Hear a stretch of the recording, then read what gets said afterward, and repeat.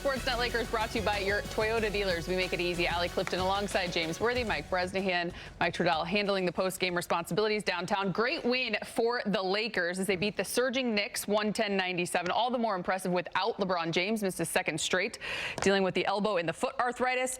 But a lot of what we talked about heading into this one, at this point of the season, knowing what the schedule looks like ahead, you wanted to see a statement win versus a great team, big game, and the Lakers did just that. A lot of good contributions, but all-encompassing. I'll start with this. Your biggest takeaway watching this one from start to finish? Luka.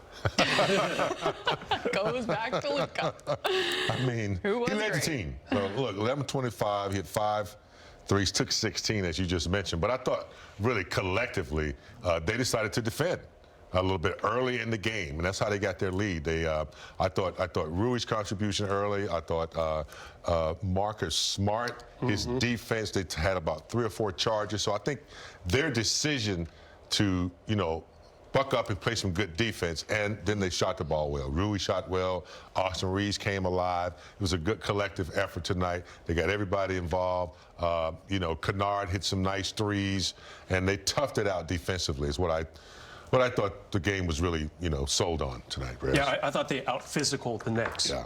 Remember we said on the pregame show a couple weeks ago, Boston, a team right next to the Knicks in the standings, from that physical Eastern Conference, came in here and beat the Lakers. The Lakers were the Celtics tonight. Yeah. They were the one that took the hurt to the Knicks, holding them to 97. Allie, this Knicks team, just a couple days ago, went into Denver and scored 142 points. Yep. Lakers said, we're going to drop you way below that today. Really impressed by a bunch of guys. Marcus Smart, 1 for 10 shooting. That's not so good. Doesn't matter. He was plus 27 tonight. Took a couple charges. Austin Reeves, good to see him get his offensive mojo back. First time in 8 games, he broke the 20-point barrier. Also good defensively. A couple steals from Brunson down the stretch in the last couple minutes. You could sense the Knicks, James, got really frustrated with the good defense the Lakers are playing. Good win against a good opponent, and in a place where the Lakers haven't been great this year. On Crypto.com, on that home court, has not been great for the Lakers. Hey, everything all came together today. One of their best wins, a very necessary win as well this season. Another guy who had a big hand in it, as you guys both alluded to, Rui Hachimura. He is standing by with Mike Trudell. All right, as you just heard from Jackson Hayes, Rui, really good game for the team today.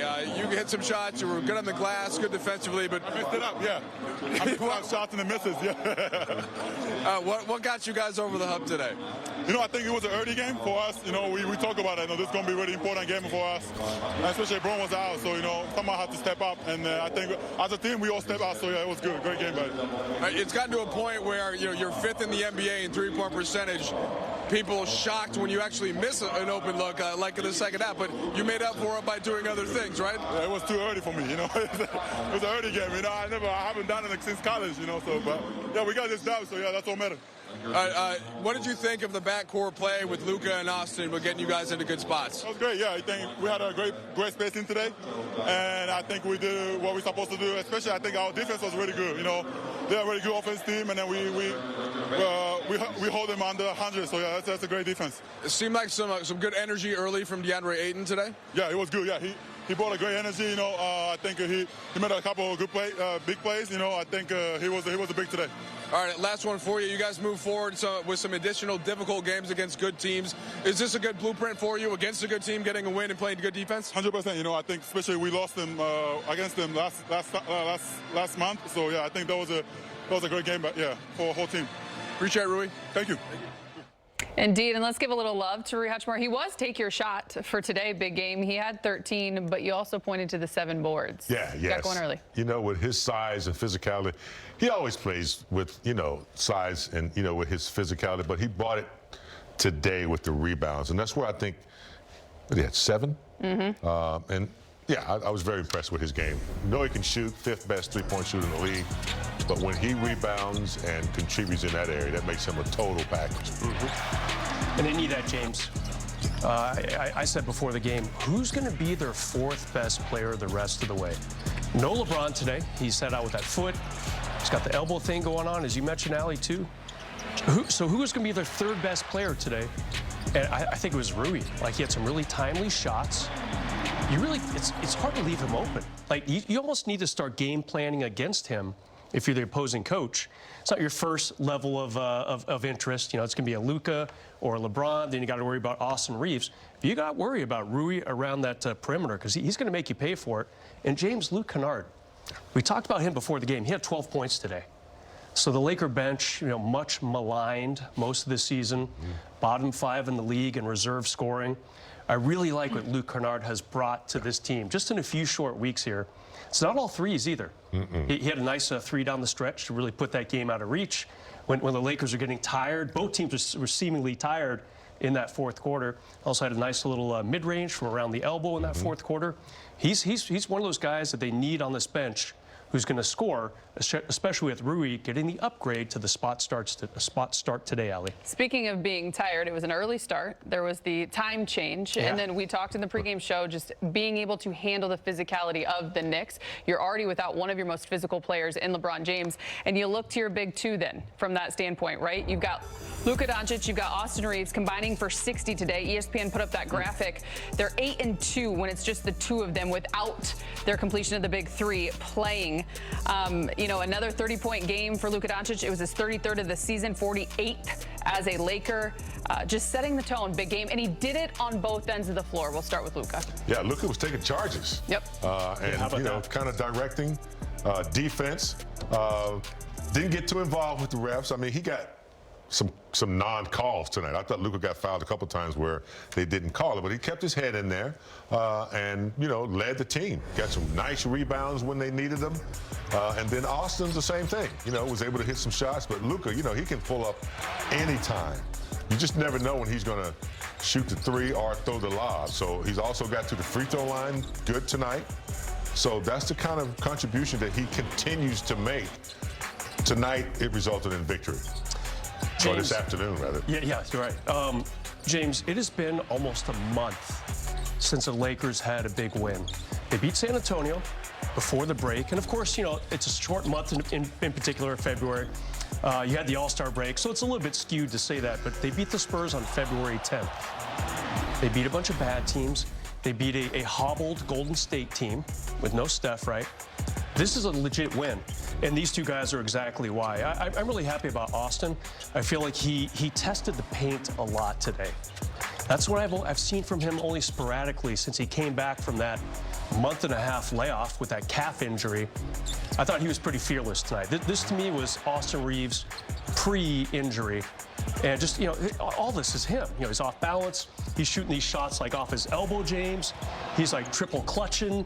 I don't even know how he gets the ball in the hoop some of the times, but he is absolutely testing the interior again, and I like to see that a lot from him because today it definitely paid off. I do want to go there next. He had 25. He was 50% across the board, adding to that 6 of 7 from the free throw line, 4 rebounds, 5 assists. Coming in, JJ had pointed out he hasn't been as aggressive as he was before the injury, right? And they want to get him back to that. You saw him take hits throughout the entire game. But this is his first 20-point game since the first game out of the All-Star break. What did you see from an aggressive standpoint with Austin?